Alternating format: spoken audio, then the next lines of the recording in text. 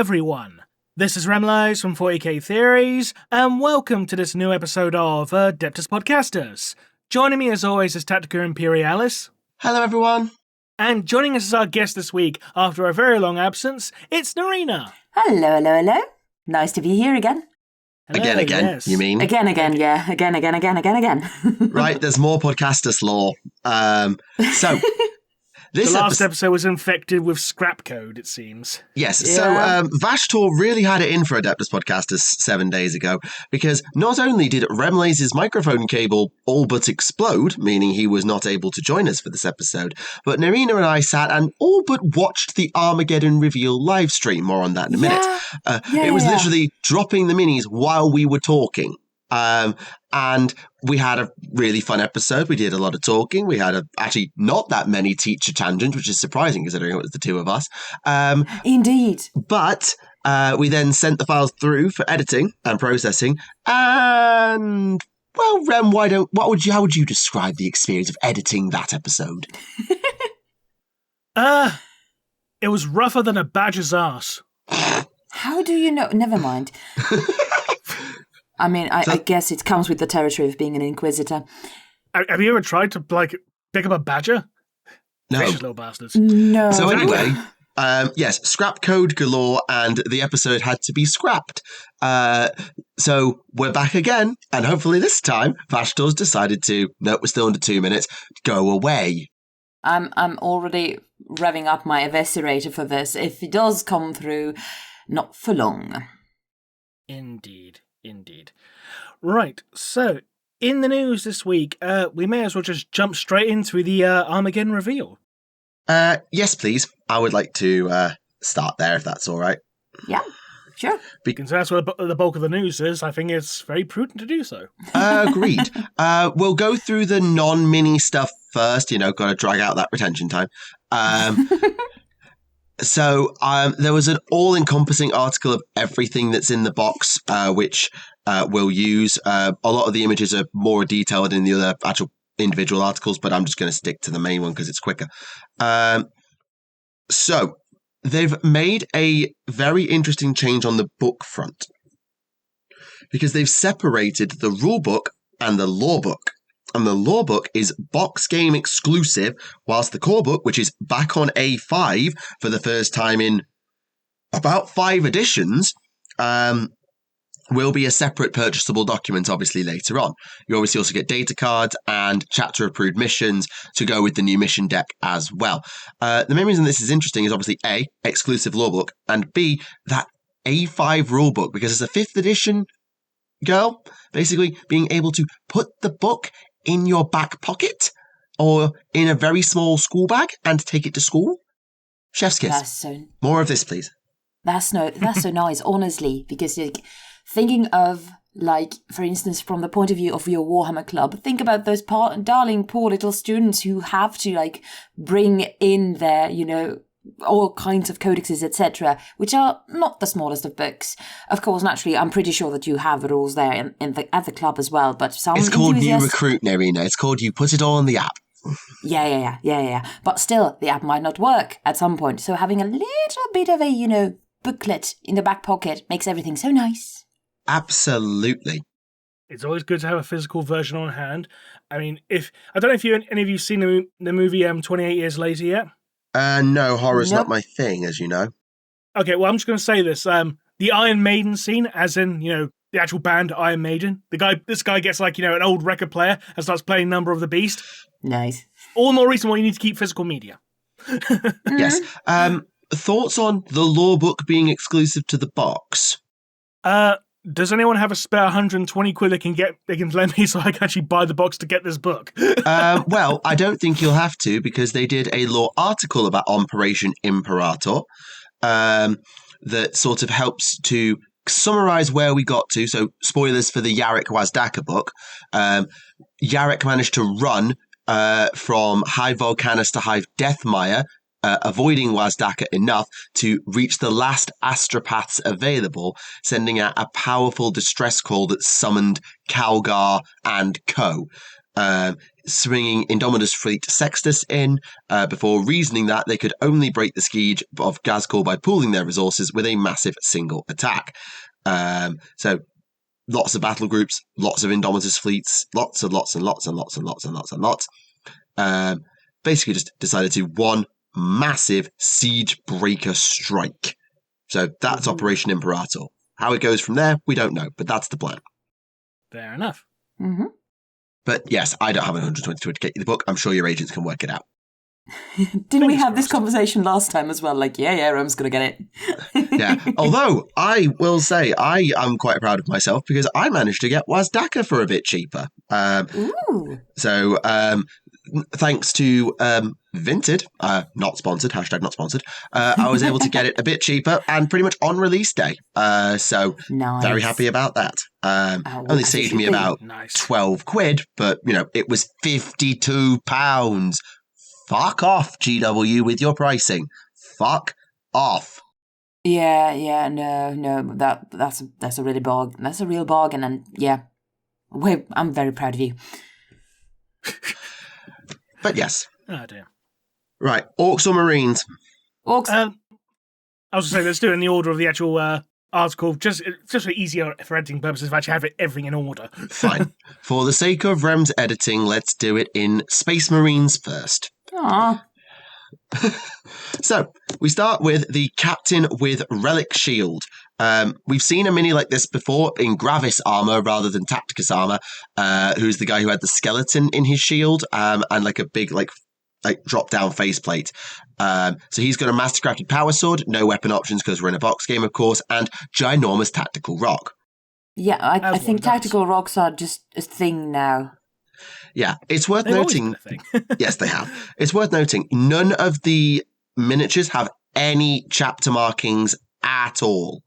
The only sculpted detail that helps to mark out your units is the banner, which we'll get to in a minute, which has Armageddon sketched into it. But the central icon, shoulder pads, everything is designed to not be chapter specific. So that's something that hopefully will appease people. Yeah, it's very clever design because you can just multi-use them. Even if, I'm pretty sure not many people just strip their, miniatures off of paint or something like that. But still, if you were to do that, then you'd still be able to make it into a pretty little thing with another, color scheme, and not just be like, okay, I have to do everything again and again and again, and perhaps sand something or cut something out, or etc., etc. Agreed. The other mini, though, that's got a tactical rock is actually a creative use of tactical rock. I know, heretical. Because the new librarian is actually launching his tactical rock straight at you. Or at least that's how it looks. It does. He's basically doing what Magnus's Heresy miniature's doing, essentially. In a kind of mini sense. Yeah, and I love Magnus's Heresy mini. Admittedly, I don't have the scenic base anymore. I think I've lost it. I've only got Magnus himself. But yes, absolutely agree with that in the concept, though I hadn't thought of it at the time, so good idea. The most Blood Angel-y of the Space Marine minis, because these are designed to be Blood Angels by default, is the Chaplain with Jump Pack, who has what you probably... God. Because you'd probably agree, it looks it's supposed to be an Aquila, but it could very much be construed as a Blood Angel chapter icon on the skull helm. I know it's meant to be the Aquila, but it feels a bit Blood Angel-y to me. Either way. Oh, this reminds me. They put an article in regards to chaplains through the years. I want to talk about that later because there's some things in that article that annoyed the fuck out of me, but we'll get to that when we get to that. Yes, if you want to be annoyed the fuck out of, look at this guy's base. I know they're all push fit, but what the fuck is this? Why did you think I was like, oh my god, I'm stressed? I don't like the smoke effect on that, to be honest, either. At least it's not just a tactical rock he's just sitting on. But he's attached to his tactical rock by a smoke cloud. It is so snappable. Yeah, I'm just looking at it like, oh my god, I could have it somewhere in a display or something, but that's it. I would not dare to touch it. On the plus side, it still looks sturdier than Celestine's model. Yeah, but that bar is so low there. Like, that's not even a bar. Yeah, that's a string. Almost about Sakura's one too. Same well, joke. At least it's plastic, so it needs to be an easy fix if nothing else. It's fantastic. speaking of fantastic, the new Ancient Battle Standard Bearer. I like this mini a lot. I like it too. I like it very, very much. That's a very nice model. They've paid attention, and we talked about the Orcs have their banner coming later, but they've actually paid attention to, I know, me, but physics. They've paid attention to physics. Like, it looks like a banner that's flowing in the wind, and everything flows in one direction. It makes sense. They've actually thought about the laws of physics. Slightly. Yeah, and it looks heavy and not just like, okay, this is something like fab, like, ooh, it's like floating in the wind or something like that. No, it has mass as well. Also, still looking at that number 5 at the top, I'm like, okay, is it just a £5 banner or something like that? It still looks very sturdy. But anyway. Because they're not 5th company, so I don't know why. Apparently it is the 5th company banner. But again, do Blood Angels still use the Codex on a shoulder pads, or is it on a helmet stripe? I thought they did follow the Codex when it came to the shoulder pads, although I'm more than happy to be wrong. Yeah, because I know with some chapters, instead of putting the company markings on the shoulder pad, they'll do it as like a helmet stripe instead. Actually, looking at the Intercessors and Veterans, the Intercessors have red stripe, the Veterans have gold stripe. So I think the shoulder pad stripe is not indicative of company at all. Right, okay. Either way, you get all the numbers on a massive transfer sheet, so do whatever the hell you want. Speaking as long of as you're not putting 6 and 7 together, please. They won't fit, also fuck off. So, we've already seen the new Intercessors a little bit, who have been salvaged together from old marks of armour that still feels... Some of these have got black trim on shoulder pads. That's 5th company markings, isn't it? I thought 5th company was blue. 5th company's black, I'm pretty sure. It's white, gold for 2nd. Then red for 3rd. Green is 4th, I think. I thought blue was 5th. I'm pretty sure it's black for 5th. I am more than happy to defer to your... Oh, but then again, look at the knees. They got black knees. That might be where the company markings are for Blood Angels instead. It's not on any of the heroes, though. No, but apart from the captain. Mix, though. True. Okay. Well, I think we're overthinking this bloody transfer on a banner, and aren't we, guys? I'm just looking at it like it looks so plasticky because they look so kind of prim and polished, etc. Though they are not when you zoom in. They have wear and tear, but from afar they just look like, oh, the poster boys are now red. Yeah, I know what you mean. Although I do appreciate the mix of gear, like Mark 7, and different patterns of armor mixed through. It makes sense, and they don't look Uncanny Valley at all for it. Because obviously, remember, Mark 7 helmets are a bit smaller because Primaris Marines didn't wear Mark 7, and yet somehow Mark 7 helmets still fit Primaris, so go figure. Apparently, Primaris didn't get an increased size to their head, which is probably why they're no more intelligent. Ayo! But anyway. We also got Vanguard Veterans. Did we see Vanguard Veterans before the show? I'm trying to remember now. I think we did. I feel like we did. Like something's telling me we did. So 3 out of 5 have technical rocks. I'm not counting that one skull and that one tiny little pebble over there. No.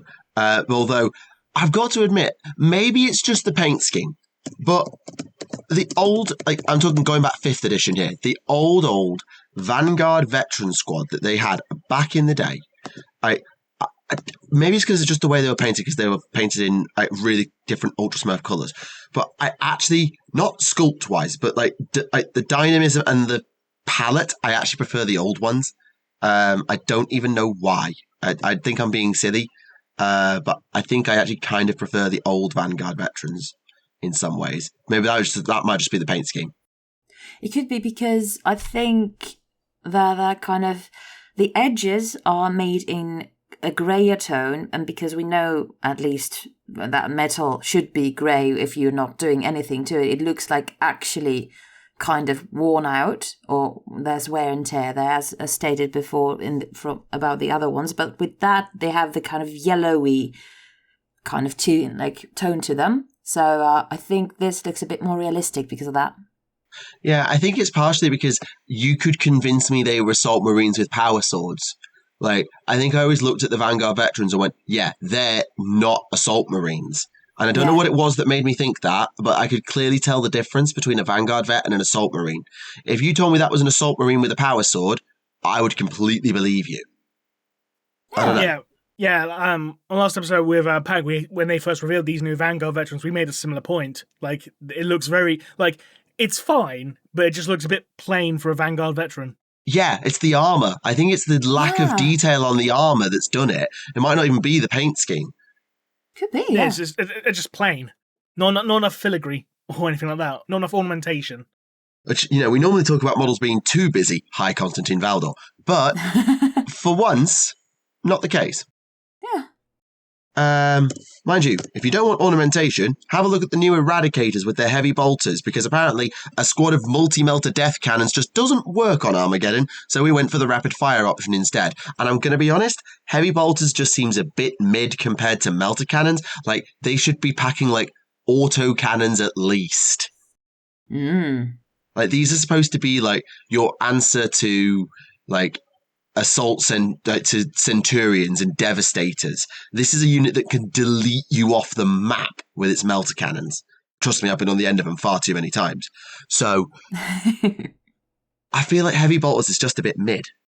Does anyone remember the Inceptors? Whatever happened to them? You don't see them anymore, do you? We've got like 6 of them at Warhammer Club with the plasma culverins. They're really cool and actually really powerful if you use them right. Like, even the basic ones were like dual-wielding mini heavy bolters. It's like... What? Yeah, the assault heavy bolters, little mini handheld heavy bolters, short range, which meant to just jump in and go unleash all of Dagger at close range, essentially. Okay, I think just rule of cool is very strongly present here. But, like, I don't recall seeing them in anything for a long time. Like, I don't think since 8th I've seen, like, models for them at all. No, they got their original kit in Dark Imperium and then got their individualized kit with the plasma option and everything. And then they kind of have just disappeared. But the Eradicators were the same. They disappeared until this kit, you could argue. So... I mean, I like how compact they are. They look very tanky. Yeah, because they've got Gravis armor. So they are designed to be tanky. Right, Naerina... I'm going to need you to settle your heart rate for a moment before we look at the next miniature. All right. Because it's the land speeder, isn't it? It's the new land speeder, and what have they done with the base?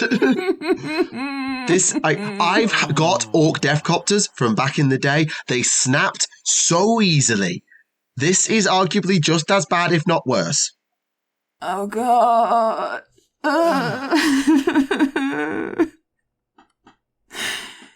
I'm just looking at it like, okay, as a 3D model, impressive, absolutely. The fact that one has to assemble that, the fact that one has to paint that, the fact that one has to possibly just, travel anywhere with it, gut-wrenching, my heart just skipped at least 7 beats, and the fact that those 2 darling Marines just sitting there like, yeah, it's Tuesday, and like, no, it's danger day.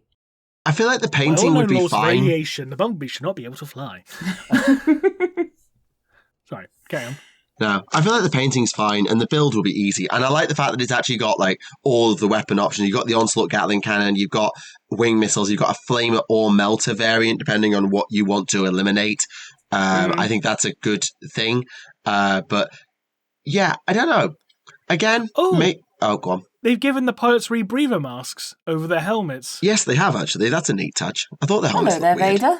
Vader. I don't think they've done that for land speeders since 2nd edition. I don't recall ever seeing a land speeder do it. Yeah, the 2nd edition one did. And let me grab a picture. Yeah, and while you think that, I think one of the things I've noticed about this that I'm just realising now is how asymmetrical it is. Like the old land speeder, like the previous edition, was very much symmetrical, and then the gun just sort of stuck out, but the actual chassis was symmetrical. This one is much more asymmetrical, which I know it just a bit.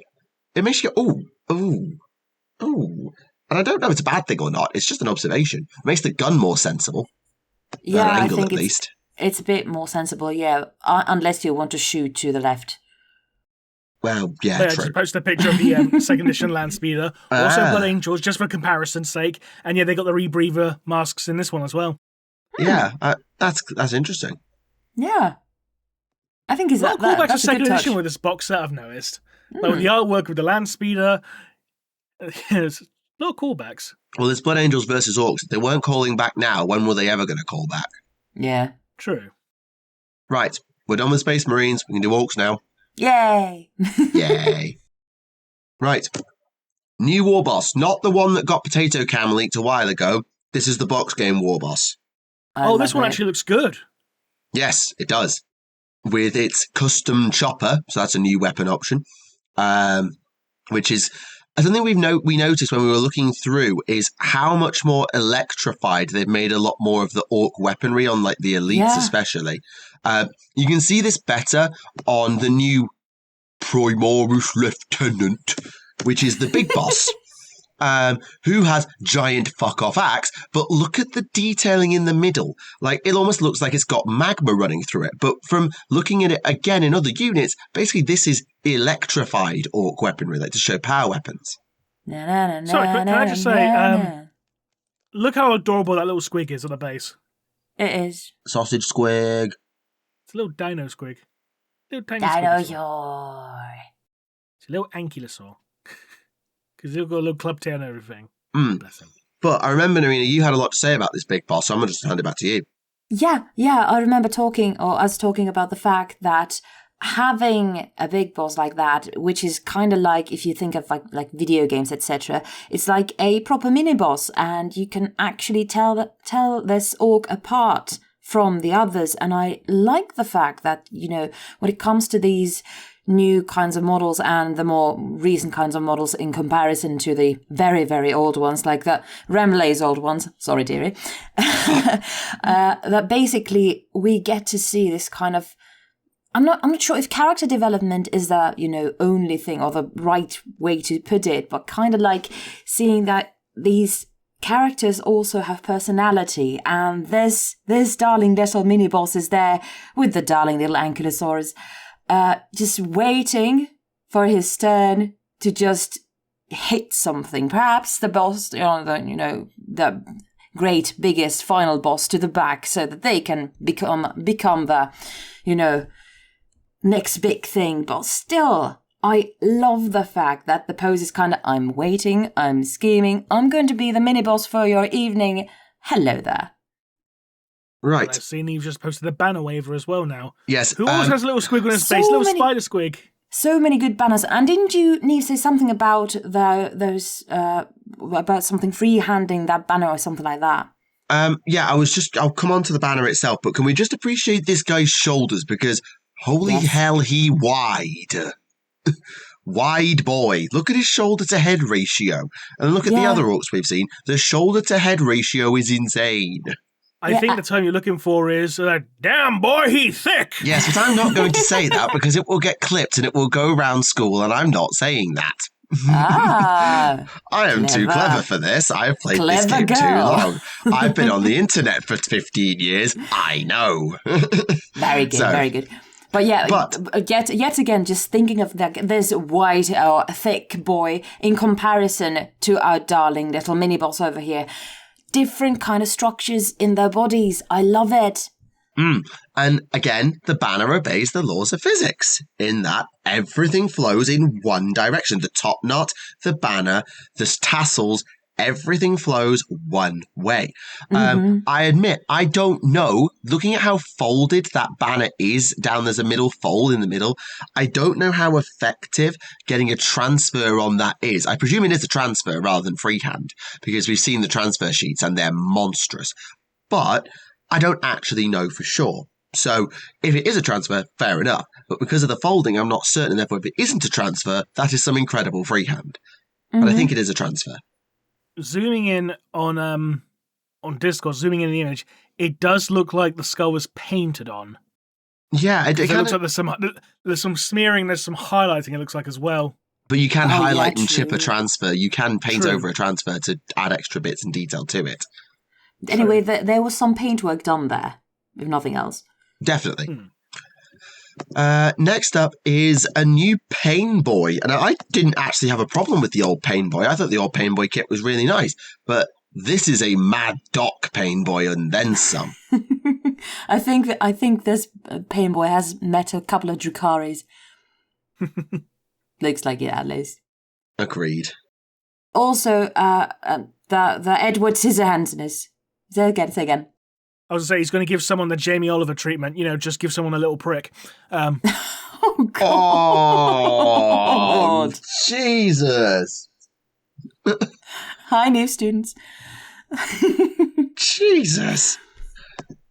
But yeah, Right. I was just about to talk about the Edward Scissorhandsness, but yeah, you kind of just want I was this. going to say, do you not see that video of him trying to make a Rogan Josh? It was like, fucking hell, it was a travesty. It literally was. He cut a squash up and didn't even fucking peel it. What the fuck's wrong with you? Anyway, sorry, carry on. Right, so Weird Boy. Already seen this in a previous reveal. I love the electricity effects, though. And actually, someone's done a 3D print of one that I've already bought. So I can say, even in person, it looks really good. I love the eyes. I love the red glow. That is kind of like magenta. Oh, I'm just loving it. Do you already have the 3D printed model in hand? It's downstairs in my bag. Do you want me to go and get it? Because I want you to just confirm something, because I was saying when me and Pank talked about it, we weren't sure if it was paint or sculpted detail, the spiral eye. Can you confirm that if that's actually sculpted or not? Well, the problem is it's not. It's a 3D printed render of what they saw in the GW images. So I have no idea if that in GW sculpt is or not. The 3D print is just what the person with a computer thought it was. Right, okay, my bad. No, it's a fair question. Yeah, because that is a good spiral there. Also, can we appreciate the highlighting and the shadows on the tongue? Things that I noticed because I do arts. That's a good spot. We then get boys. I believe there's 20 boys, although they're a lot more custom than most box game boys because you can move the heads around and things like that. And as we know, boys can now have sluggers and choppers and shooters all at once, which is why this is a bit more of a mixed unit. So nice, I would say. Nothing special. Like they are just orc boys at the end of the day, but still nice. That one on the top there with the little wig, he looks so sad. I don't know if it's a wig or it's just a squig hair helmet. I think it's just a helmet, but it looks like a wig. But regardless, he looks so sad. Also, can we just point out... looking at him like it's the Cape of Demon Hunters Surgibo's mystery boss as an orc. Also, I can't help but... I know the orcs have had these types of helmets before, but the First World War German helmets seem to be more of a thing this time, like with the little spikes on top and things. Yeah, again, it seems to be going back to a callback to second edition stuff. Because, I remember in the second edition Orc Codex, there was a very infamous piece of artwork of, a Blood Axe war boss and his Gretchen orderly. And the Gretchen looked very, very, he looked very German, shall we say. With his little cigarette and monocle. Yeah, it seems to be harkening back to that, if I had to guess. Probably. Yeah, and when I'm looking at the helmet with the pointy thing, the German helmet, so to say, with those two horns on the side, I'm reminded of, I'm not sure if either one of you read any Asterix, things. I'm aware of it. Comics. Yeah, because I'm just thinking of those very rare moments when they showed the Goths, Germans back then. Reference to the Visigoths, yeah. Yes. They had helmets with those kinds of horns, and I'm there like, oh my god, that's so German and German. Ah! I just remember that one joke from the comic, you had one of the Goths saying, who are you? And it's, written in Gothic fonts, and then Astrid goes, do you speak Gothic? We see this helmet theme repeated with the new Gretchen. They did a whole grot week before this, so we got some new grots without a runt herd. I want to note that. No runt herd. These are strong, independent Gretchen. Can I just say, I don't like grots with small ears. They look weird with small ears. It's the most nitpicky thing you could have possibly said. Meanwhile, I was here appreciating the red that has been used in their ears and their nose. I know, but I'm just used to grots having pretty big, goblin ears, and these look like. Well, show me a proper eared grot then. I suppose they're keeping them separate from the Moon Clan grots who have the big pointy spiky goblin ears, I guess. Or perhaps one grot, or grots do have to have, big enough ears to get a runt herd. Maybe. Although, if you want ear damage, may I draw your attention to The War Track is back. I I can't believe this. Like, genuinely, I assumed when they did the Custom Booster Blaster, the Shot Jump Dragster, Megatrack Scrapjet, Boomdacker Snazwagon, and Rucker Truck Squig Buggy, and Death Killer Wartrike, that the Wartrack, War Buggy, and Scorcher were just being scrapped. They were gone forever. And now the Wartrack is back. Admittedly, they've not got the War Buggy or Scorcher variant in this box, but that doesn't mean they won't do them later. And I have to say, it's a great update on a classic. So, great to have it back, I must say. Yeah, and the lightning... Go ahead. I was like, because the old plastic war track looked very, very clean for orcs, so it didn't really suit them. I can't argue with that. But it's just, I would just say, I'm just surprised to see it back, and hopefully it'll get the Speed Freak keyword, so that, as you should, so that it can tag along with Wazdaka and all the other stuff with their new rules. But if you're thinking, oh, well, this is just old orcs done new, they then drop something really cool. The Big Mech Daka rig, which is basically the orcs' answer to a Ballistus Dreadnought, because it's similar in size to a Death Dread, but it trades out pretty much all its melee power besides its boot for ginormous off guns. It's basically just an orc version of the War Walker. Yeah, they sort of compared it to the Death Dread, obviously just with guns. And so I'm making the analogy to sort of like the Redemptor versus the Brutalis versus the Ballistus Dreadnought. It makes me think of a Ballistus. But it's got a new rotating blitz cannon, which I just think is cool. And it's got a custom force field too, so it's actually a bit more tanky than a standard Dread. Yeah. Nice. I really love the detail of those, like, bullets also having like different colors in them because they are also self-made. I just adore it. That's how you can tell critical hits coming up.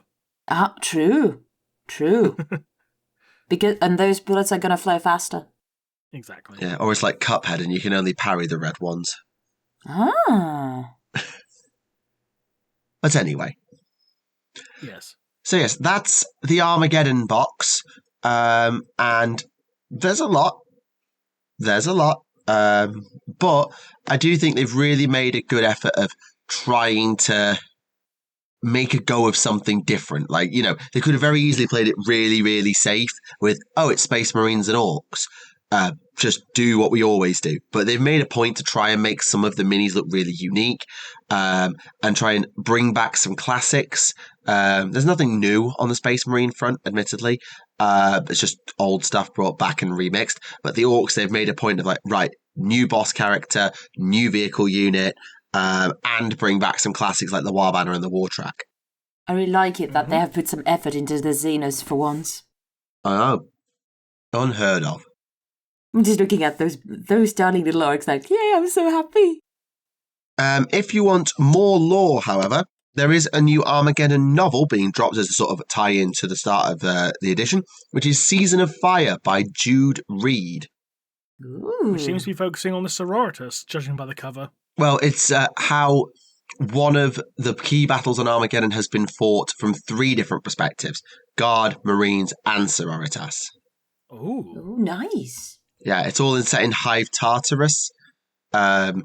So there's a major, assistant superior, and brother Gavriel, who are going to be our sort of foci. A sister in her prime, a major on the end of retirement, and then a space marine who is basically quite fresh. So it's different perspectives on the war as well. Sounds nice. And something he says is quite nice about the orcs. One of my favourite things about 40k is how different authors write about orcs.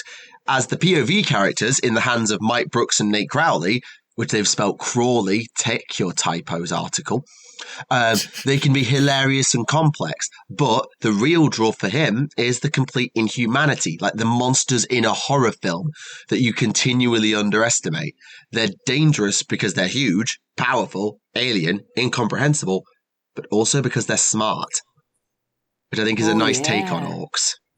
He's going down the War of the Beast route, essentially. Because that's how the War of the Beast treated the orcs. Like horror movie villains. Yeah. I'm pretty sure I've told you about the scene where like the Imperial Fists found like... So not the Imperial Fists, it was the Fist Exemplar, sorry. They found like a human farm, like orcs like using like rearing human cattle, essentially. It was like, that was fucked up. Yeah. Right, where next? Oh yeah, I can talk about the Chaplains Through the Ages article now, because when I first came out, I've not checked the article recently to see if they've actually corrected their mistakes. But like in that article, it said like, oh, in 3rd edition, that's all the introduction of the Chaplain on bike, and I'm looking at it saying, no, that's a 2nd edition mini. I still have that issue of White Dwarf when it was revealed. And then it also said like, oh, 3rd edition also introduced like, named chaplains like Lamartes and Xavier and Asmodai and Ulrich. And it's like, no. Asmodai was a 2nd edition. I'm pretty sure Ulrich, whatever his name is, the Slayer guy, Space Wolf guy. I'm pretty sure he's technically a 1st edition miniature. He was technically introduced in 1st edition. And I swear Lamartes was in 5th edition that he was introduced. He was introduced originally in 3rd. Oh. But he had a shit model in 3rd. Like, legit shit. Show me. Let me find a picture of it. Hang on 1 second, I'll find it. Because it was legit. Oh, I found it. Yeah, hang on. It was legitimately shit. Load up Discord, please. It's so shit Load that up. we There you can't go. see it. Look at that. It looks like a Saturday cartoon villain. He looks like a chibi. Yeah. They had a full-on chibi Chaplain. He's like, oh, I'm angry. Let's get those bastards. Oh, bloody hell. Oh, God. I told you it was shit. I know you said it was shit, but there's only so amount of shit that a person can anticipate. Although... Look at the size of the Crux Terminatus hanging, just hanging from the pistol. I'm just like looking at this and I'm thinking that this should be a part of the, Monkey Island games. Ouch. Look, that Crux Terminatus is the size of a human skull. However, if you would like... There's a good segue here. If you would like old minis done well, then shall I draw your attention to a new made-to-order combat patrol? Because, ladies and gentlemen, after so many years, the Vostroyan Firstborn are back. Well, now. As made to order, very temporarily. Yes, I know, but we haven't had Vostroyans in a hot minute. They look so good. I like them. Yeah, I mean, they are all the old minis. Let's not pretend there's anything new here. But if you wanted to get Vostroyans that aren't, going to cost you probably your entire right arm, then this is still good. You get a heavy weapon team, 20 guys, and a command squad. You can also get separate squads of 10, and command squads separately, and additional commanders if you'd like, special weapon options, heavy weapon options, all just available that are used as stand-ins for Cadians. So apparently Vostroyans just act like Cadians now. But either way, I do think it's... Does that one have a syringe? Medipack. Yeah, medic. Yeah. Cool. Yeah, do go on. Probably full of vodka. I mean, how do you think you would go to survive here? Hey-oh. But yeah, I think it's really good to see the Vostroyans back. In fact, I might need to copy this link to someone who I have in my Discord server, who I know has been trying to have a Vostroyan army for years. I was actually trying to source some of the old metals and things for a long time. What do you think is going to be their reaction? I don't know, because they're probably asleep because they live in New Zealand. Ah. But anyway, I thought that was a half-decent segue. I think they might need to rebend some of their bayonets, though, because I'm pretty sure this guy's going to just shoot his bayonet. I think they're going for the ricochet effect, then. Right, where do we want to go? Because we've got rules for the new kill team units, so the Cadians and the Red Terror, if you're interested. We could also probably have a look at some of the faction foci for the new factions, because it sort of gives you a sense of what's changing for some of these armies, because some of it's not a lot, Sure. some of it's a lot. So let's take the orcs, because I know orcs, and therefore I can talk more about orcs. So the thing that this is the first articles, they had to talk about a lot of the bits and bobs. And one of the things they've said is all detachments that are currently available are still available at launch. So everything in your codex is still completely valid. But now you can take several detachments leaning into themes or unlocking combos or whatever. But now the recent suite of detachments from the Eye of Terror book, the Maelstrom book, and other places like Grotmus are being launched. There are going to be 70 new and updated detachments launching this edition. So most of them are brand new, but there'll also be a few returning favourites. So for orcs, they're getting an all-new detachment called Rolling Death, which is a battle wagon detachment. That's so cool.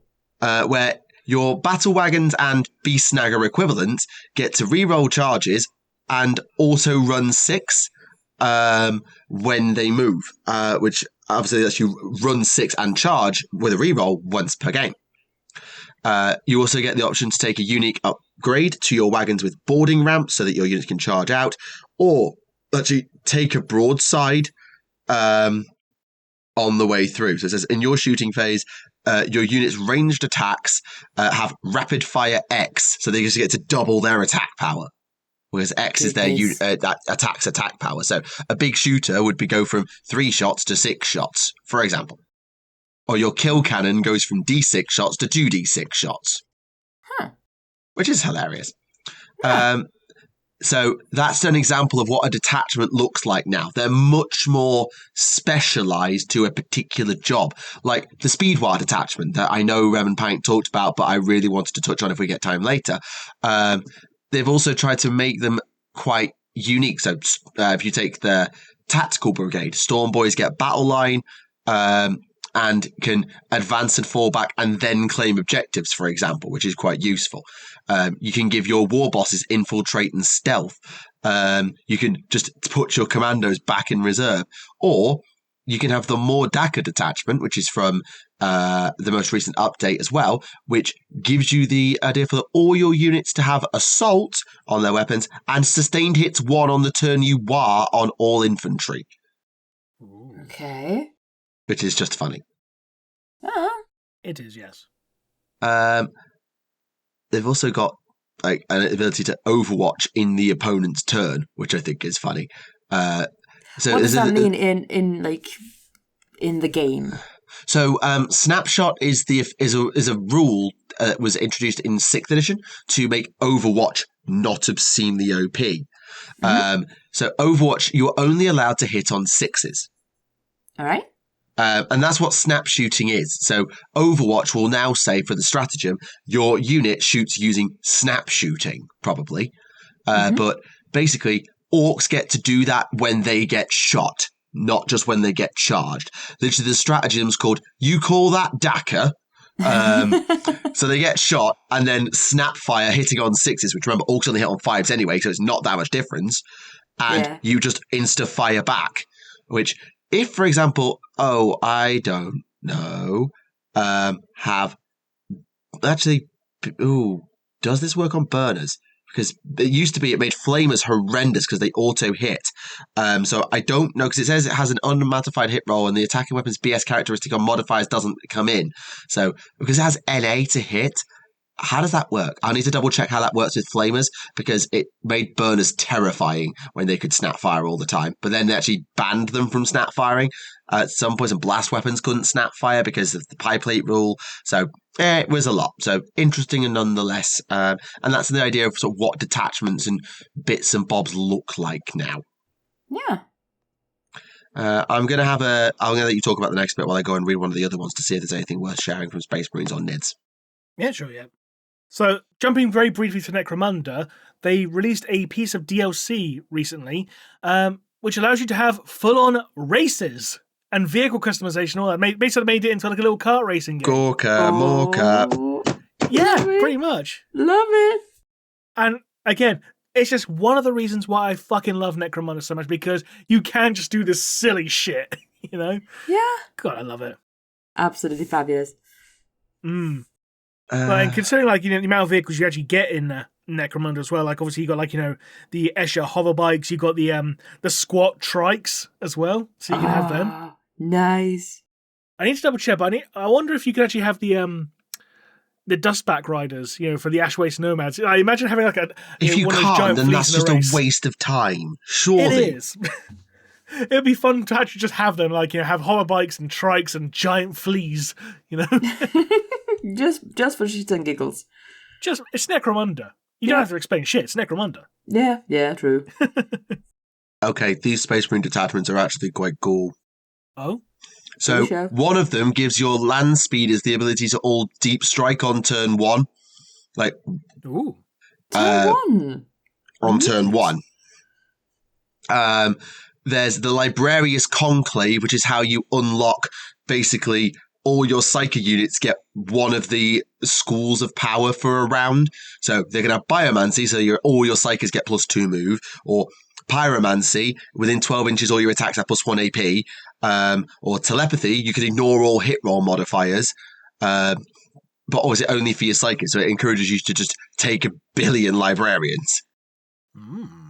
I'm just imagining 1 million literal librarians there on the field versus anything from the world of Warhammer 40k. Just a bunch of nerds there, and I find it lovely. It's like, Yeah. whoa, shh. Yes, exactly, yes. Or you can play Ultimate Sneak, which is the Subversion Assets detachment, which says basically all your Phobos and Scout units get to detect units, so that units that normally have hidden can actually not hide anymore, which makes it really useful for, I don't know, sneak up and drop a nuke on their head. Oh, you can't hide because you haven't shot yet. Tough, I'm nuking you anyway. Oh, and also they have a stratagem that lets them stay in stealth and be untargetable after they shoot, which is just awful. Oh, that's so going to be nerfed. Can I just say, sticking with stealth very quickly, I take it you saw the rules for the Red Terror. I was coming to that, yes. We'll get to the Red Terror, because I can't believe I'm going to say this. I think the Black Templars got something cool. Fuck off. I know. They get to make their Emperor's Champion into Baby Sigismund. I mean, that is cool, though. I thought you said something cool, though. What I mean is their Emperor's Champion gets to do a reroll to hit and wound every time they attack, and his enhancements don't count the number of enhancements you can take. Ooh. So you just basically get to spend as many points as you want making an uber champion, and it doesn't count towards your rest of your army's enhancements, which I think is interesting. And he also gets guiding omens. You know the Emperor's Champion gets visions, right? Mm-hmm. Well, at the start of the first battle round, you get 3 of them. And so you can have, once per battle, you can get devastating wounds when attacking a character, or you can have +2 attacks for the entire game, or melee attacks that target this unit have hazardous. Okay, you punch this guy and it bounces off his armor with such fiery retribution that it actually immolates you. That's hilarious. It is. Or, I don't know, what is it? If an enemy unit tries to fall back, take D6 mortal wounds. You will not run away from me, you fucking cowards. Kind of thing. Nice. There's a special Death Company detachment for the Blood Angels as well, which is that your Death Company units can run and charge, but they have to take D3 +1 mortal wounds to do it. Oh. Ouch. Indeed. And the Dark Angels get... You know how Dark Angels used to be the ones with all the high-tech weapons? Yeah, they get that back now. All their plasma weapons get +1 strength in their detachment. Ooh. Goodness. Yeah, that makes Overcharge, I think, is strength 10 at that point. And also you can have an enhancement to give its plasma weapons +6-inch range. So if you think you could stay out of range of, I don't know, your plasma incinerator hellblasters who are fucking delete buttons at the best of time, add 6-inch range and +1 strength. And if you overcharge to hazardous, you can get another +1 strength if you use a stratagem. So that's +2. That makes your plasma incinerator strength fucking 10 with +6-inch range at one go with the overcharge profile that's like AP -2, -3 damage 3 or something. That's bonkers. Who else remembers when plasma cannons had a range of 72? Fuck off. 72! I was all the way back in 2nd edition. It was 72 inches maximum range, but only if you did full power charge. Then in 3rd edition, they changed it to 48. The Space Wolf one is boring. Never mind. I mean, that just goes without saying. It does. It does. But these detachments are actually pretty cool. I'm going to go and read the Tyranid one now. Bear with.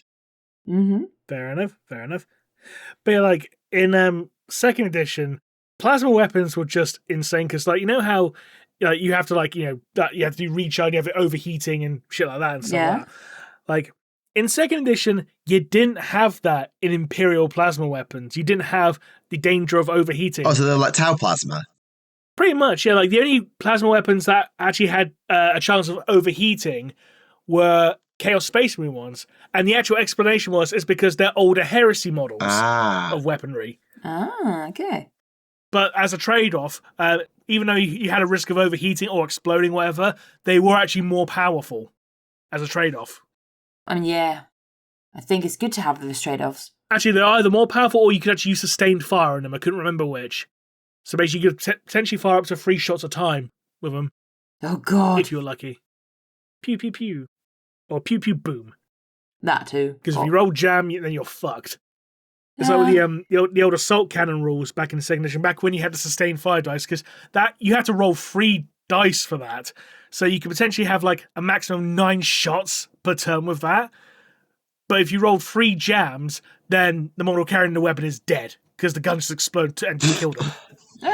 Yeah. Okay, the Tyranid ones are interesting. Like, you can take an all Tyranid warriors army with 5+ invulnerable saves, or you can make your Norn emissary able to change its purpose halfway through the game, or you can set up that your Raveners and your Death Leapers and Lictors and stuff get deep strike and basically just teleport into terrain and just sneak up and get you, which I think is quite cool. It's Chaos tomorrow, so definitely going to give that a read for all the... Well, you'll have to see what the Night Lords are paying in this edition, Rem.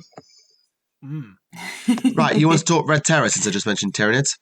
Yes, please, because I've seen people's reactions, and a lot of people are like, oh, this is going to be a very broken on tabletop kind of thing. Yeah, so I've just copied you the data sheet. So, the Red Terror is relatively tanky. It's toughness 8, 3-up save, 9 wounds, no invul, so killable. It's not exactly unkillable, except for it has an ability called Swallow Whole. Now, it has a special attack called the Gaping Maw attack. It only gets 1 attack ever, but it has devastating wounds and it has precision, which means it can snipe. Hits on 2s, strength 5, no AP, damage D3 plus 2. But what's important is that each time it attacks infantry, mounted, or beast, a successful unmodified wound roll is a critical wound, and critical wounds triple devastating wounds. Basically, this thing does D3 plus 2 mortal wounds if you can do a successful wound with it against infantry, monsters, or beasts. Oh, So, God. to put that in context, most heroes that aren't Space Marines have a wounds characteristic of about 4. So that gives you about a 50-50 shot to just snipe out the hero in a unit with this guy. And if you do snipe out a model, even if you just kill a regular dude and you don't snipe anybody out, you get D3 plus 2 wounds back if this attack gets a kill. Meaning this thing could heal up to 5 wounds in one go. Oh, God. Oh, and also... Wait, there's more. Also, if it's not in combat, you think, I'm just going to stay away from it. It could just leave the board and go into reserve at the end of the turn if it's not in melee. And it can move through terrain like it's not there. Oh, all right. Yeah, you can kind of see why some people think this model is going to be a bit broken. This sounds like a Monster Hunter battle. Well, it is. That's what it is in Kill Team. It's designed to be that. It's basically like if you ever play Final Fantasy VII, with the giant snake in the swamp area, it's basically that. Yeah. Oh, and I forgot to mention, it has 12 additional attacks at strength 7, AP minus 2, damage 2. These don't heal it, but 12 damage 2 attacks, that's a dead squad of Space Marines if you're not careful. Yeah. Most likely Lamenters. Hey-oh. Oh dear. So, yeah, it's definitely a powerful mini in concept, but I think what's worth noting is it is not got lone operative, obviously, and it's not got anything like an invulnerable save or a feel no pain or anything like that, which makes it very, very prone to getting snipped because it's quite big and hard to hide. Yes, it can teleport around and dig underground at the end of the fight phase, but if your opponent goes first and can draw a bead on it, they could do some really, really nasty damage if they can get a decent gun to fire at it. Like, 9 wounds is not that many in modern 40k. A decent shot from a Lehman Russ battle cannon, this thing's dead. So it's really, really good at carving up infantry. But what will make it a really devastating unit is if you can use it correctly. So players will have to think about where they're setting up and where they're leaving open because of deep strike. So where do you want it to arrive? Because if you fill up your backfield correctly, it can only arrive in front of you, which is fine. And you can't use terrain to block it. So how are you going to use units to block it? What are you going to throw in its way in an attempt to try and whittle it down? Or are you going to risk throwing your big smashy hero at it, knowing that it could get snipped out and then munched? It's an interesting game to play with the Red Terror. Oh, absolutely. Sounds honestly like kind of a game of chess in the way that you can sacrifice thing or you can leave something to be sacrificed, but does it, is it worth it or not? You never know. I don't think it should be as cheap as a whole squad of Raveners, though. Like, it should probably be... it should not. That's a little bit cheap. I mean, it could be worse. You could have an entire squad of Red Terrors. Oh, God. No, epic hero. Epic hero. Yeah, I know. But I'm saying it could be worse. It's also, there's a detachment that lets it re-roll once to hit because it has the Burrower keyword. So when it arrives, it can re-roll once to hit. So all those attacks, they all hit on 2s. So now it's 2s re-rolling 1s. You are not missing a single attack with this thing. Just a thought. Oh, God, yeah. Unless you're very unlucky. Extremely. They've also dropped the rules, though, for the new Cadian Recon Squad, who are the guys sent to kill the Red Terror in kill teams. These are, standard kill team gets a data sheet. Let's have a chat about them because it's only fair. I have to say, I like what their concept is. So they have Infiltrator and Stealth, which makes them very good at setting up ahead of time and hard to hit, which is nice. But that their orders basically stick around for their entire game. You give them an order at the start of the game with the orders mechanic. It basically stays on until you overwrite it or they fail a morale check.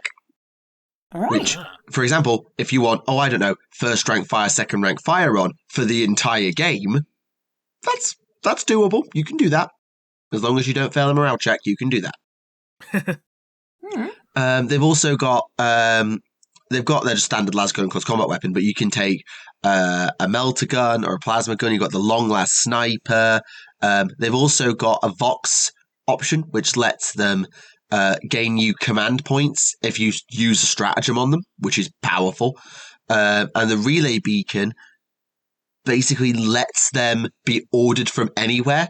So you place this token down, and when a unit is within 6 inches of it, officer units can issue orders to that unit as if the officer was in 6 inches. So basically, you can put this beacon down, and wherever it is, everything within 6 inches can always be targeted with orders all game, which is really useful if you've got officers that are really out of position or like tank commanders who can't really go up the board. You can set this beacon up where your recon squad are going to go and just let them keep getting ordered if you need them, or leave it in the backfield so that you can send your officers moving around without having to keep them near the units they're going to buff, who are leaving the units at the back and just get their orders whenever they need it because they've always been in range. Ah, that's very handy indeed. It's interesting. I think they're a lot harder to use, but they are, as the article says, extremely flexible. Yeah. In the hands of a proper strategist, I think they're going to be very, very, very handy, and people are going to whine about them being like, people need to nerf these. Yeah, it also gives some hints at some of the detachments that a Guard are getting in the 11th edition. So the Grizzled Company basically gives you more orders, and your orders let your units reroll to hit, reroll once to hit. So these guys could basically be rerolling once to hit all game for one order. Yeah. Or there's a recon detachment that lets them have stealth -1 to hit and a 3-up save in terrain, so they're basically untouchable. And also, they synergize with Gaunt's Ghosts, who can infiltrate, give them an order, and then leave. So if you like running Gaunt's Ghosts, or you've managed to get your hand on Gaunt's Ghosts, you can actually tag them up together. Nice. All cool concepts. I really like... I think I've said this a lot about 11th edition. I really feel like they're trying We'll see if they succeed. But they're trying to bring narrative back into competitive play. Because it felt like for the past 4 editions, it's been, right, we need to make a game that's well balanced. We need great tournament play. Oh, but what about those people who like narrative? Yeah, fuck those guys. Let them make their own stories. Give them a character builder. Give them a campaign system they can do on their own time. Yeah, but what if they want to do things? Don't give them any rules or things to do with their friends. No, fuck off. And now it's weaving the narrative back into game mechanics. Thank you. I know it's a bit silly that I'm saying thank you for something that shouldn't be complicated, but thank you. I mean, that's what teachers do. But at the same time, it reminds me of that, that old saying, how much praise do you give someone for the simple act of not fucking up? As a teacher, all the praise in the world, because sometimes it's the nicest thing they'll hear all day. Indeed. Fair enough.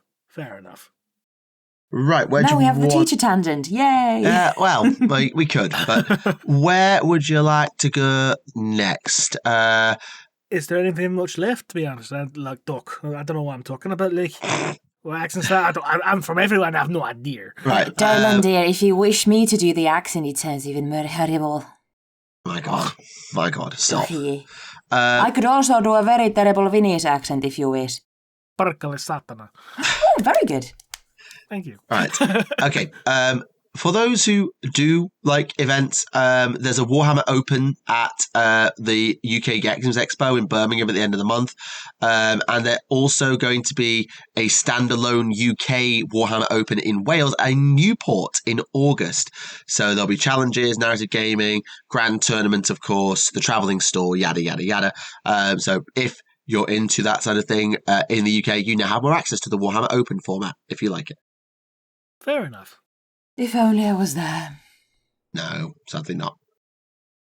What else was there? They did an article on Cogforts from Age of Sigmar. Cogforts. I mean, these minis are cool, to be fair. Although the old Sigmar's moving castle, yep.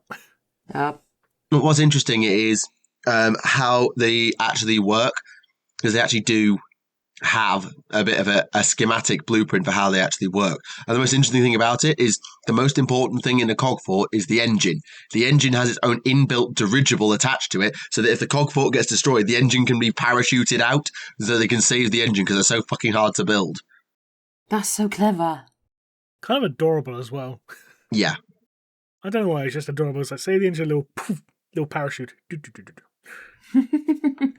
Like in the Worms games. Yeah, pretty much. And apparently it's all controlled by pulling chains, so the pilots are known as the puppeteer, which I think is a fun concept. Oh, that's so cool. Yeah, what does it say? The puppeteer holds activation chains to move the limbs and rotate it on its axis. So, yeah, that's an interesting idea. They're fixing it in the field. It's got the engine's called an Arco Combustor, apparently is the name of the engine. Who are you going to call? Our combustors. God.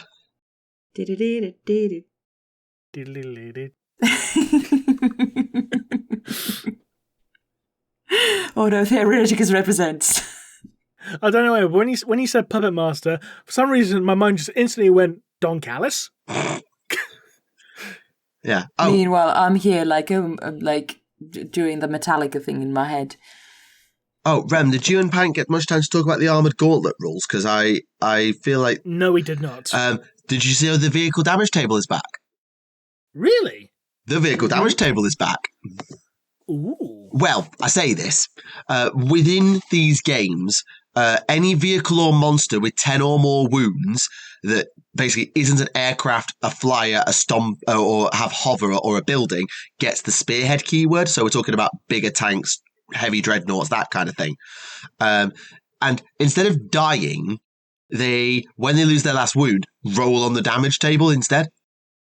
Oh. So it's in a way, it's kind of like the monster reaction table from old Warhammer Fantasy. Before my time, that one, I think. Basically, like in those days, like if you had a ridden monster, like someone riding a dragon and the rider dies, you had to roll on the table to see how the monster would react, and it could be like it just fucks off, it like goes into frenzy, or it just stays where it is and kills anything nearby, kind of thing. Oh yeah, I do remember that. I just forgot its name. So this is a bit different in that when the monster or vehicle loses its last wound, You then roll on this table. So if you just roll a 1, it just takes a battle shot test and then carries on with... It doesn't say how many wounds they actually get back at the end of it. Or they just stay on 1 wound, I don't know. It's probably going to be 1, yeah. But if you roll higher, then you lose the ability to shoot at whatever unit you like, or you lose some move, or you lose some toughness. And it also racks up damage tokens, like modifiers to the table, to make it more and more likely the more times you roll, the more chance you go boom. There are different tables for transports, monsters, and non-transport vehicles as well. So there's just a basic one that I've shown you. But there are also faction-specific ones. So tank commanders lose the ability to do orders. Pain engines can't use feel no pain anymore. Broadsides go down to a single gun. Instead of minimizing what they can shoot at, they can only keep 1 gun working, for example. Interesting. Yeah, I think it's cool. it brings something kind of extra to the table, because then you're like, okay, now we're about to like blow up. Let's see if it really happens or what really is going to happen. And they've also put together like a little narrative campaign you can play. So different variants on. If you just want to do a mini campaign using these Armored Gauntlet Spearhead rules, you can just play a few games, which as someone who writes narrative campaigns now, this is really nice if you just want a quick, done in a weekend campaign. Yeah. Wait, I'm just posting these in the wrong place. Whoops. Where are you putting them? Because I changed the bloody server I was in earlier when I was talking about the bloody Vostroyans, and I never changed back. Oh god, they'll be very confused. Like, what are you doing? Oh dear. All right. Anyway, there you go. Thanks. There. Done. That's why you weren't reading the bloody rules and I had to go through all the rules in such bloody detail, because I was literally posting them in the wrong tab. And I was there like, perhaps she's just posting them to Rem because I don't know anything about these things. Oh, I got nothing. God. I got nothing. It's not Vashtor that's screwing the episode. Neve screwed the episode because she didn't read what tab she was in. Whoopsie. Botchamania. I remember us talking about this last, in the redacted quote-unquote episode, that I really love the fact that these kind of short campaigns are something that you can just, from the point of view of 2 of us being parents over here, you can just play these kind of shorter games and you don't have to just take time off like for the whole weekend to be somewhere and still get, or still not get to the end of the campaign or whatever. Yeah. I just adore this kind of that. This is short, this is sweet, you get to play like in the younger days. What the fuck was that? That was my old lady voice. Oh, Jesus. Bloody hell. I know, I can do it better, but still, you get the point. Yes. Right. I think that covers it because, what are we? Oh, God, we've been going for like an hour. We should probably talk about something else. Talk about the book. Talk about the book. What book might this be? Witchbringer. Oh. So the Primaris Psycho novel. Yes. Spoilers? No, I think it's been out for quite a long time now. Yeah, it's just, I feel like it was. It has. I think so. So, this book follows a very, very basic concept. It opens in the Scholastica Psychana. We don't spend a lot of time here, but we're actually in, an outpost of the Scholastica Psychana. People think they all go to Terra. They don't. That's just completely impractical. Right, okay. And also, before you continue, it was first published in 2022, so yeah, spoilers are long past. Jesus! Yeah, 2022. Yeah. Jesus! Okay, I've learned something new today. So, we pick up with a prospective Primaris Psycho. They're still an aspirant, and they actually used to be a captain in Acadian Regiment before their powers were sort of properly manifested. So there's a bit of a late bloomer when it comes to powers. And she has visions of her old mentor, who is the Primaris Psycho of the Acadian Regiment, as well as some other things, and her sort of temple master, who does have a title, and his title escapes me, basically says, "You're ready now," and they go into this final trial, which is in the basement, and basically involves throw your mind into the warp, hope you come back alive. If not, you're not ready. And it's not fun because they talk about the warp like it's water. Like you're being drowned in an ocean of psychic energy where you don't even know which way is up, kind of thing. That's the sort of, they use the warp as water narrative quite a lot. I mean, it makes sense because, like, the warp is generally considered to be like akin to an ocean. The Sea of Souls, yeah. Makes sense. Indeed. Yeah, exactly. So there we go. We complete that. And then she gets her first mission. She's going back to her old regiment. Ooh. Always awkward. Yeah. And they're stuck in a campaign against Traitor Guard on a world renowned for its tithe of psychers. Mm-hmm. So the principle is this. Some time ago, a general of, I think it's the Dorians, which is a new regiment invented for this book, I believe, and his regiment secedes and rebels and joins up with the local witches. Yeah, this planet has lots of witches because its whole thing is its entire tithe is psychers. So it doesn't have any value to the Imperium except psychers. So lots of unhinged witches and the like. And their goal is to summon, in some way, the Witchbringer. Title drop. Now, the nature of the Witchbringer is not made clear for a damn long time, but they really, really want that Primaris Psyker to come. They've had visions of her coming, and they'd quite like her here. Right. So, we'll get back to the traitor plotline in a bit. So, Psyker arrives, and most people are like, what the fuck are you? I'm your new Primaris Psyker. Your last one died. Oh, well, the last one isn't around. Do you know where he is? I'm afraid I don't know who you're talking about, ma'am. Psyker, ma'am. Witch, abomination, ma'am. Right this way, please. So, immediately something's off. Something's off. She meets up with her old company, her old crew, and their rather pompous arse of a new leader. Yeah, Cadians being pompous arses. Not something you see very often, rather than just getting on with the job. Some of them have got egos. And essentially, they're having to abandon basically everything except this final cathedral city. This is a swamp world at the best of times, if I'm honest. Like I had a lot of visions in my mind's eye of like the Cruel Boys swamps from Age of Sigmar. It's kind of the vibe I got from the way they talked about the place. With little outposts of imperial sanity that mostly just revolve around these big outposts and cathedrals and chapels and shrines rather than full-blown hives or anything like that.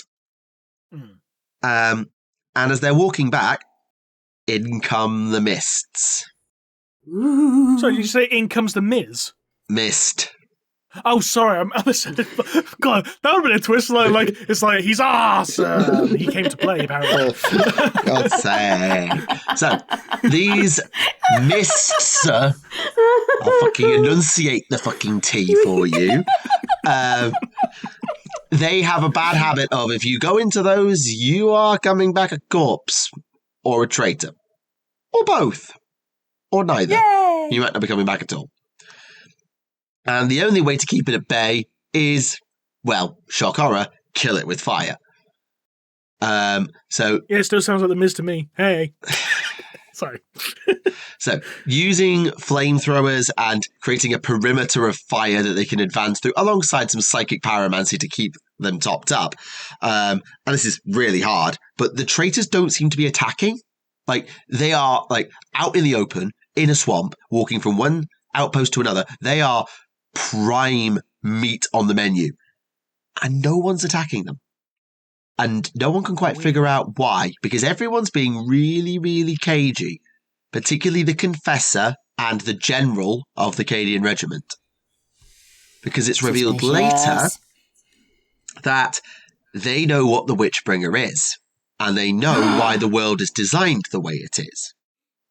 You see, all these outposts are in a circle, roughly, almost like an encirclement. A summoning circle. No, the opposite. More like an entrapment circle.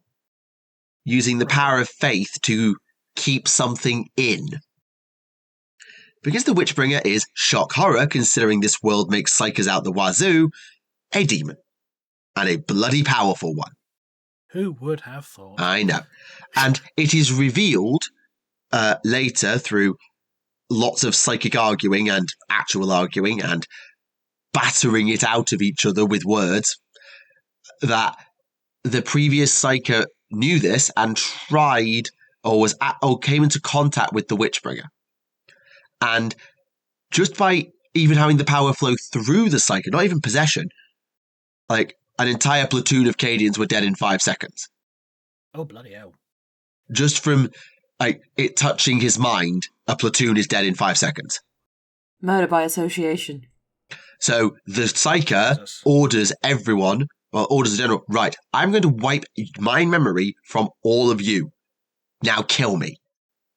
Because we cannot have a Psyker here, because otherwise the Witchbringer may get out. And the whole goal of the traitors, well, the traitor witches, is let the demon possess the Psyker, and then the demon is free to go and shape the world and wreak untold havoc. However, there is dissension in the ranks because the general's opinion is instead kill the Psyker so that when the demon is released, it just murders everybody. Fuck everyone, everybody dies. Because he's been screwed over by the Imperium multiple times and he wants nothing to do with it anymore. Everybody dies. I've been screwed over by the Imperium. It's like, yeah, you and everyone else sit down. I know. Yeah.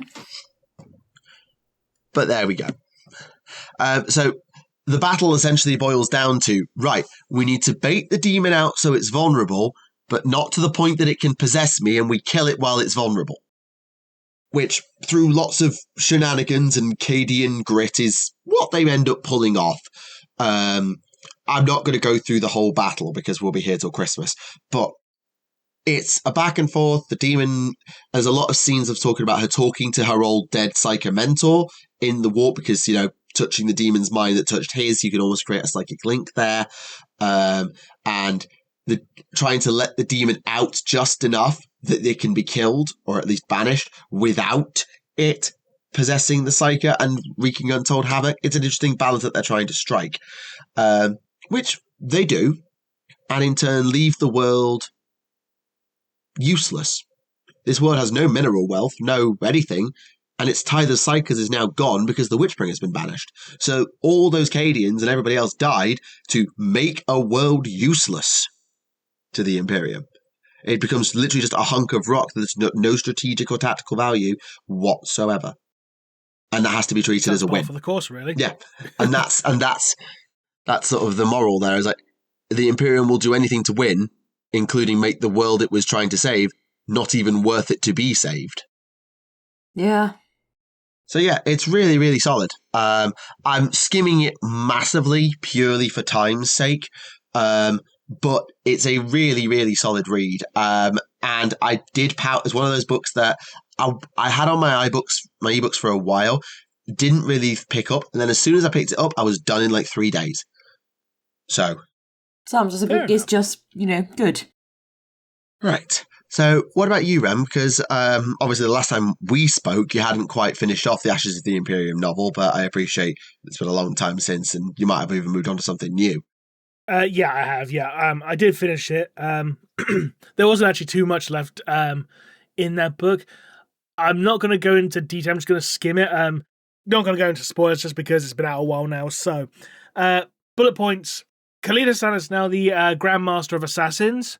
Dawn, Russ, and Lion are basically trying to find proof of traitors still being in the Sol system so they can try and convince Gilliland, hey, let's do the crusade. The Iron Warriors on Pluto, who got into a bit of a spat with the Word Bearers, they've been taken prisoner. You think it was the Imperial Fist attacking Pluto that busted them out, but no, it was actually the Iron Warriors, led by Perturabo. Huh. And basically, Perturabo explains essentially, like, it turns out, like, I think the reason why I've been losing is because I haven't tapped into the power chaos. And if I get power chaos, I can become the ultimate weapon. Basically setting up his ascension to demonhood after the Iron Cage. Essentially giving him a reason as to why, essentially. Good. He needed one. Yeah. Yes. And that was basically it. I know. Major skipping there, but it's been a long time, so I can't really go into detail because it's been a few weeks now. But I have started a new book. I'm not going to go into detail because I'm only about a quarter of the way through. but I've started the Remnant Blade. Ooh. Ooh. And I'll just say so far, it's really fucking good so far. Like, really good. I may be biased because I'm a Night Lords fan, but I would say it is really good. It is really good so far. Remind me, what's the plot of that one again? Basically, about the surviving elements of a Night Lords warband who have joined up with the Crimson Slaughter and a couple of other warbands to basically launch an attack against the Imperium, essentially. That's the basic synopsis, but I won't go into detail just yet because a lot has happened in this first quarter, and I mean a lot, so fuck me. Good. We will be eagerly waiting for your whole synopsis then. Any questions, perchance, this week? Oh, I forgot to load those up. That was... Don't you worry, I have here some of them. Thank you. I'm just being unprofessional for once. I mean, I was just like, because we did this in that, Lost episode, I'm here like, oh, I'm just going to have them ready just for fuck's sake. Well, perhaps not for that, but just for funsies. Anyway, first question. A number of classic art pieces have been made into special minis or used to inspire redesigns in recent years. What artwork would you choose if Games Workshop let you pick one to get turned into a model? Mine is the 3rd edition Eldar Codex cover, they say. Oh, that's a good choice. I mean... That's a really good choice. My shorthand is anything by John Blanche, if I'm honest. But I feel like the 4th edition Orc Codex was a really good cover for the War Boss on the 4th edition Orc Codex. Fair enough. Trying to think. It's such a hard question because there's so much great old artwork. Meanwhile, I'm here like any fan art, any OCs, just make them into anything that people want. I would be just happy to see some of my OCs as like minis or something. I'd go for the Hive Tyrant on the 2nd edition Nid Codex, just because of how absurd the design is compared to his today. I'd go for that just because of the wackiness factor. Well, maybe wackiness is the wrong word, but just because of how unique it is. There you go. That's fair. Very good. Next question? Mm-hmm. All right. Do the Tau still refuse to believe demons exist? Because if you think about it, if they want a scientific explanation that can be easily given to them, they know psychers exist. They know the warp exists. Hell, they even have a god now. Demons are, from a certain perspective, a strange Xenos race, albeit one native to the warp. They know the warp is weird, so anything native will also be really weird. Since psychic powers are proportional to an individual's soul, it can be easily explained that since their native realm is linked to the psychics' powers, they are naturally attracted to psychics. Any sorcery can be explained as psychics doing their weird psychic shit. So, yeah, do the Tau still refuse to believe demons exist, is the question. Well, it's not that they refuse to believe demons exist, it's that they refuse to believe there's anything supernatural about them. Yeah, like, Sorry. Like in a Shadow Sun novel, for instance, when she saw, a warp rift open and plague bearers emerge from it, she just thought, oh, this race has teleportation tech. Yeah, and... That's literally her reasoning behind it, so... Yeah, even, the original encounter with demons that we know, which is the Farsight experience on Alphas Moloch, the Molochites, they were treated as aliens from that world. However, that was sort of the third sphere of expansion viewpoint. Bear in mind that since then, the 4th sphere has happened, where they've been in the warp and they've actually had to deal with demons. So you can't just pretend these things don't exist or that they're not beings from another dimension, because they know this other dimension now exists. But I think the way that this is actually described by the commenter is pretty good, in that the idea of they are a race from the warp, which is really weird, and therefore they play by weird rules. They have abilities that beings that don't really abide by the laws of physics, but they do. Yeah. The whole bit about psychic powers, I think they're aware that psychic is a thing, because bear in mind, in Psychic Awakening, Shadow Sun is shown explicitly the power of faith in terms of dealing with these things. She sees it happen in her book, in Psychic Awakening. So she knows that, and therefore the Empire by extension should know, that faith is a counter, that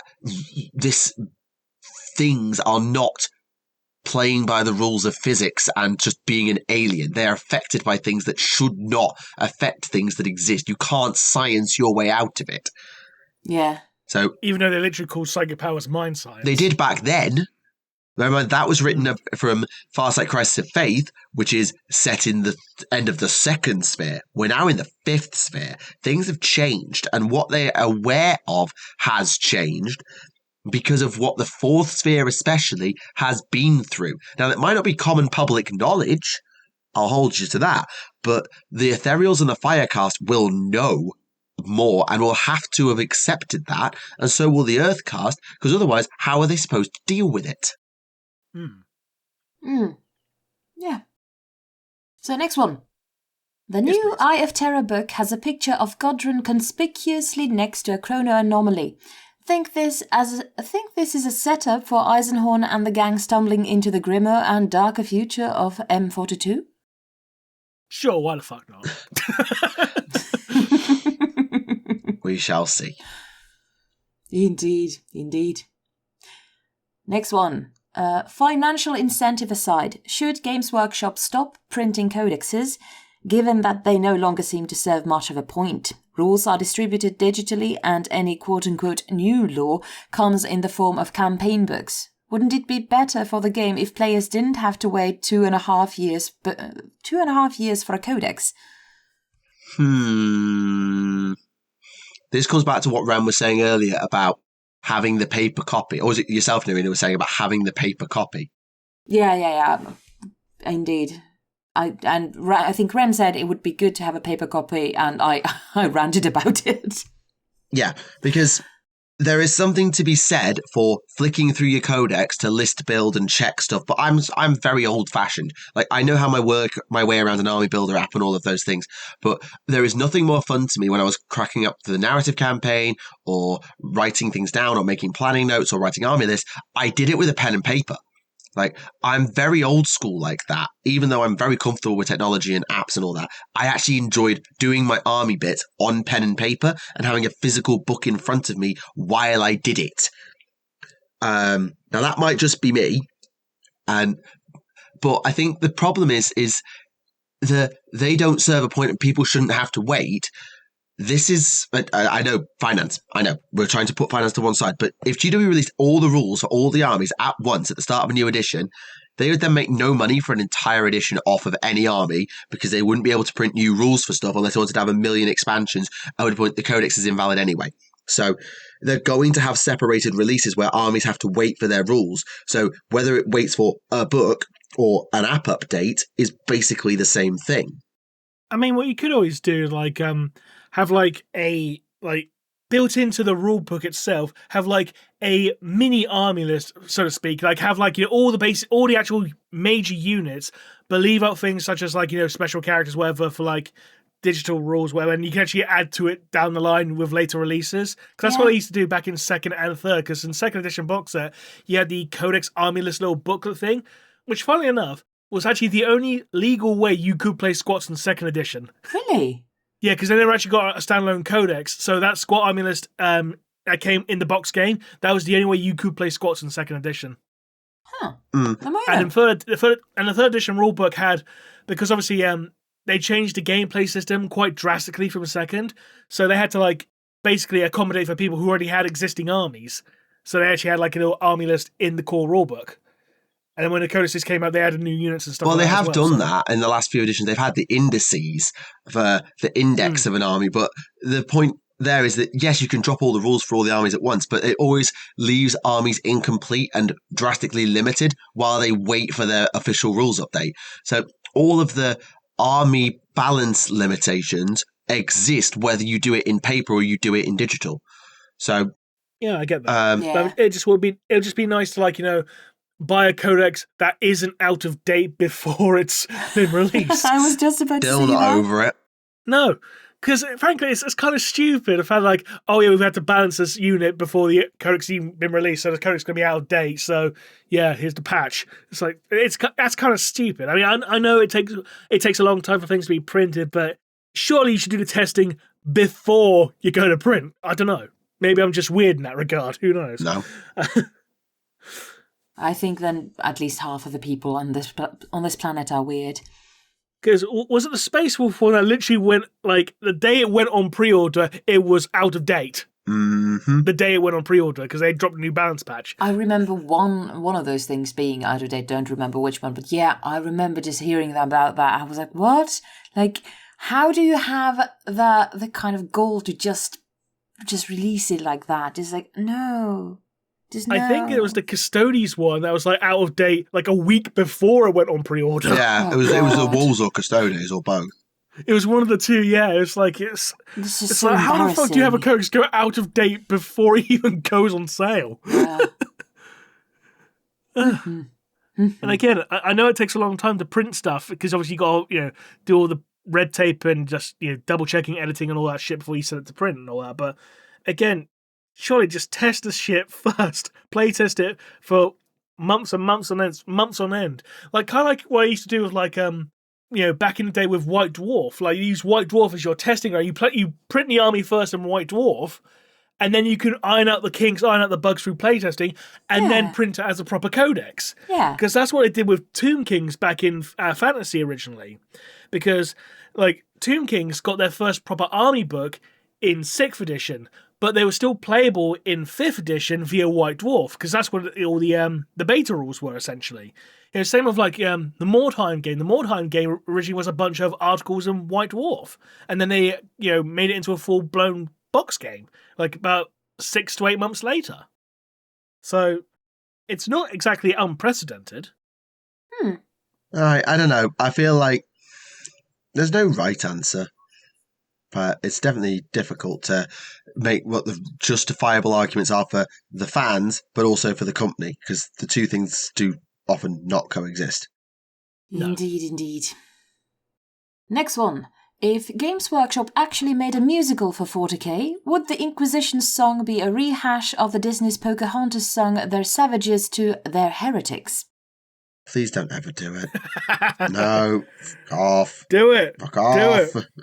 And I thought that my Exterminator song was going to be the one to go to the top of the list, but I think we're just ripping off Disney then. Yeah, the only way that's happening is if they buy out Disney.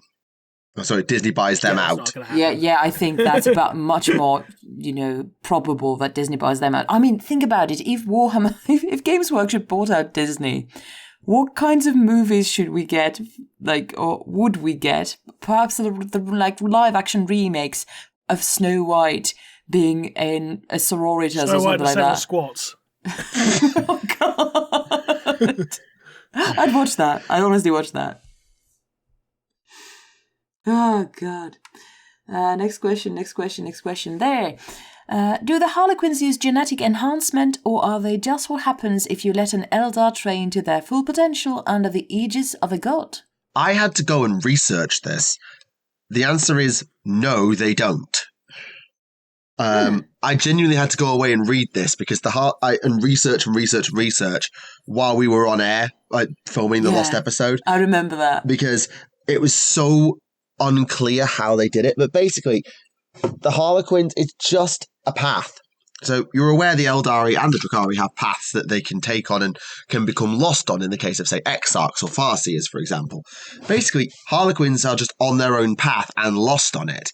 So they become the performer. In fact, their entire identity is erased when they become a Harlequin. They cut all ties to their name, their place of birth, their family, their friends, everything to become a Harlequin and live their role, live the dance, as it were. So, no, there is no gene splicing involved. It's pure Eldar bullshit. And possibly the blessings of Chegarak. Let's not overlook that. Hardcore ballet LARPing. That's one way of putting it. I mean, as a person who has done 13 years of ballet and quite a lot of LARPing, yeah. Fair. They're basically the cruiserweight division. I mean, you see some of the affliction shit. Some of they're basically, if you take Leon Slater and just turn him up to 11. Ouch. Because for how young that guy is, he is absurdly talented and absurdly athletic. That guy, Yeah. like absurdly so. I'm not jealous at all. Yeah. Why would you be? I mean, you Why can would it? just Why would I send here that chair we were talking about today. Like, you need to get this thing. Yes. Any other questions? Yep, we do have more. Are there any Warhammer books that cross between the different IPs? If not, what would you think could make a good story? Like the old story of Kaldor Drago showing up in fantasy? Don't do it. There was actually a Blood Bowl short story called The Skeleton Key, where they actually crossed over into 40k briefly. They had, like, you know, two teams of Blood Bowl players. They stumbled through a magical portal. They ended up in the middle of a battle between Nids and Necrons, and a Gene Stealer follows them back to the Blood Bowl pitch and starts killing everyone on the pitch. Yeah, I can. And yet the commentators going like, and it's a touchdown, but we don't know what team he's playing for, so he's disqualified. Yeah, I don't think they ever should formally, other than for a joke in a non-canon Blood Bowl short, like, they should not be crossing them over, because, not to glaze 40k too much, but if that happens, AOS or fantasy, just die. Like, just outright die. Yeah. You're just basically... the Mortal Realms are a strange, fantastical, powerful place, don't get me wrong, but to 40k, it's just a weird planetary system, and therefore it's just gonna get cooked. Like, there's just no way that the two should be crossing over for the sake of keeping fantasy safe and sane. That's my personal opinion. Fair enough. If you disagree, then that's fine, but that's my personal view of it. I think it's a very good point of, like, kind of fan servicing fans with these kinds of crossovers when it comes to this kind of non-canon or non-serious stories. Absolutely. But if we were to take, for instance, Eisenhorn with those teleporting or Chronos shenanigans, if they ended up in fantasy and then they came back to 40k, I'm pretty sure that there would be many exterminatuses, and because if the whole thing got out, because it has to go out to the Inquisition, then just people would just raid the heck out of the fantasy lands. So yeah. So, next one. Who would you say is the most slappable Primarch pre- and post-heresy? And yes, walk up and slap them across the face without repercussions. Right, there's an easy answer, but I think we can all slightly overthink, because the easiest answer here is Lorgar or Perturabo. So It's definitely Lorgar, yeah. Yeah, I was about to say Lorgar. But let's stop and think, because we know it's that the traitors are much more bad and punchable. I have a silly question. If I were to say Alfarius, could I get 2 slaps? Yeah, be like one forehand, one backhand. All right, do continue. But Dawn. yeah, I think on the loyalist side, it's either Lion or it's Dawn.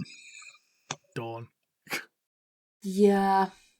Well, I mean, I'd be quite tempted to go and I might just go and slap Lion just to wake him up. Oh, I mean, I'd be tempted to go with Russ. Of like, why did you listen to Horus, you f***ing moron?